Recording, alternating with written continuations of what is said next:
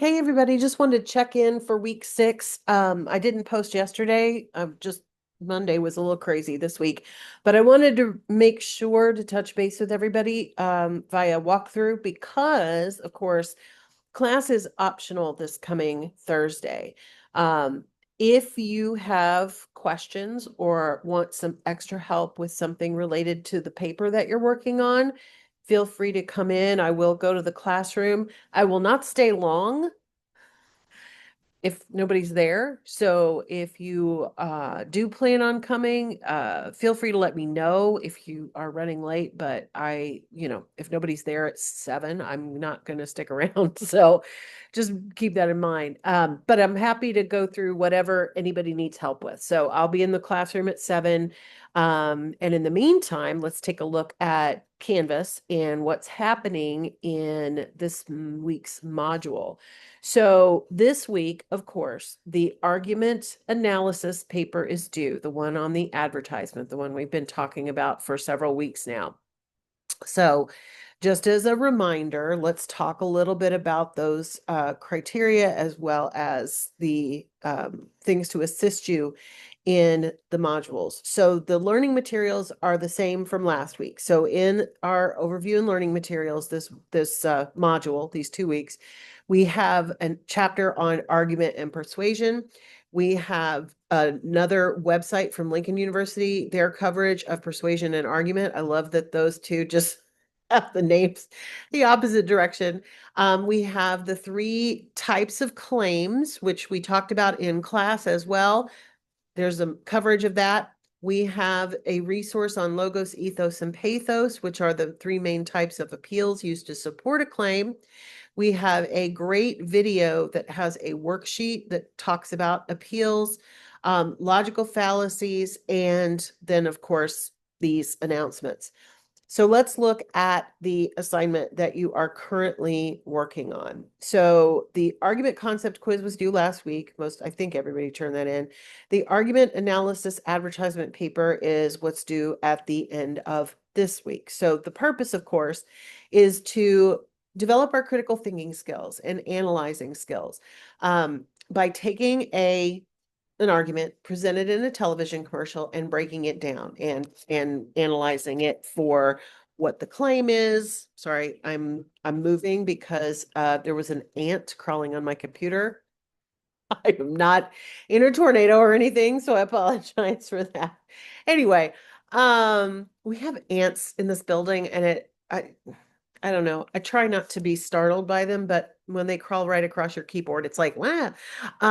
Anyway, so you're going to select a television commercial. I do have commercials for you to choose from. The commercials should be no longer than 2 minutes. And of course, most commercials are 30 seconds or 1 minute. There's very rarely do we get those super long commercials, but you may have found one. In terms of your analysis, you want to cover the claim. What is the central claim or message of the commercial? It could be to buy a product, but it also could be to sell you on an idea. So what is the main idea that the advertiser is trying to convince the audience of? What is the commercial using for evidence and support? And of course, if there are some good logical things, that's awesome. It's kind of rare. And I would definitely talk about that. If the only appeals are emotional, is that really good? What could they have done in order to strengthen it? Are they using testimonials either by normal people or by celebrities? Have they provided any statistical information?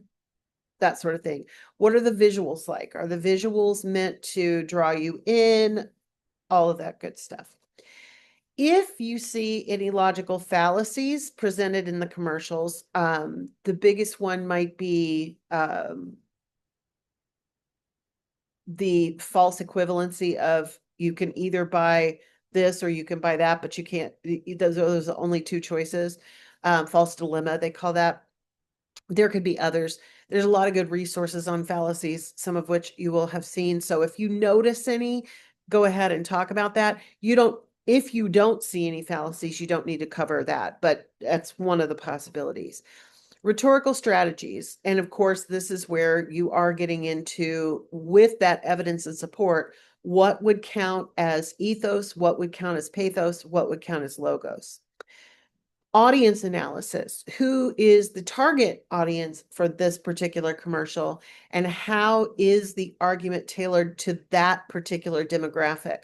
Great example of this would be there are products such as food products that anybody might buy. So are they aiming this at a older audience? Are they aiming at a younger audience? What is the demographic there? Write a well-organized paper presenting your analysis of the commercial. So you will have the introduction, analysis, conclusion, and you will for sure have a references page. Notice that the analysis is just one line item in this. That would be more than one paragraph. Okay, so this is the body. This is where you will have information. I did not require you to use any research, but I do encourage you to include some things. You definitely want to cite the commercial itself. So let me show you how to do that using MLA. Let's go to let's just go to the first one. Uh-oh. Oh no. Okay. Well, this is good. I'm glad we're looking at it. Let's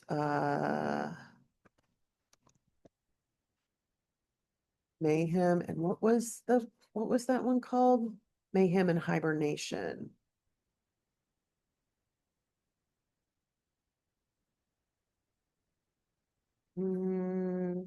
Commercial. Let's put in commercial.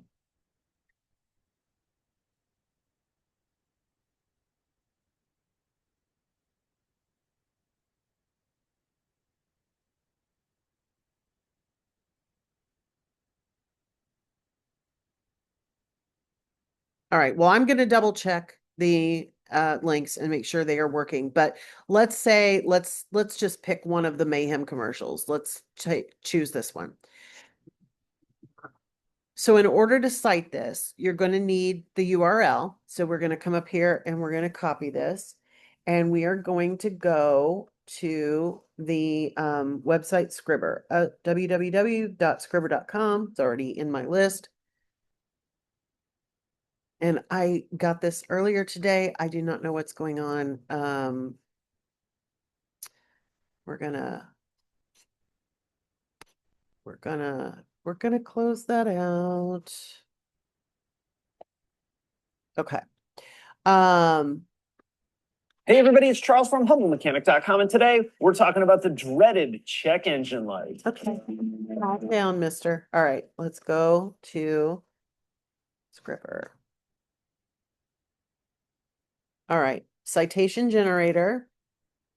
We are in MLA right now, so we don't have to change it. The default, though, for Scribr is APA, so you may have to change it to MLA. I had already used it today, so that's why it's already set up. We're going to paste our URL and click Cite, and it's going to give us this full citation. So this is what you're going to use for the commercial itself. And then, of course, any other research that you do, if you're using library sources, the citations are provided for you. If you are using websites, I do highly recommend Scribr. It is a free resource, so I'm a big fan of that. But let me show you how we can also, I'm going to see if this is just because I was in the student view. Let's find out.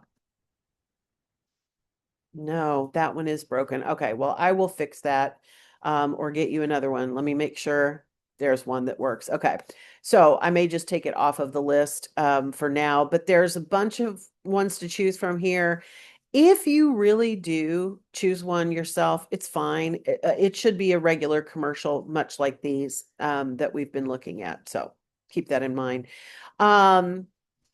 We have the guidelines for citing those. If you are using library resources, so let's go to the library and let's talk about looking for information. Let's say I was using something from the Allstate commercials. So I'm going to put in Allstate commercials and see if I can pull anything up.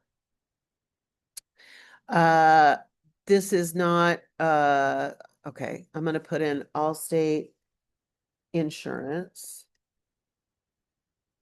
I can't spell it.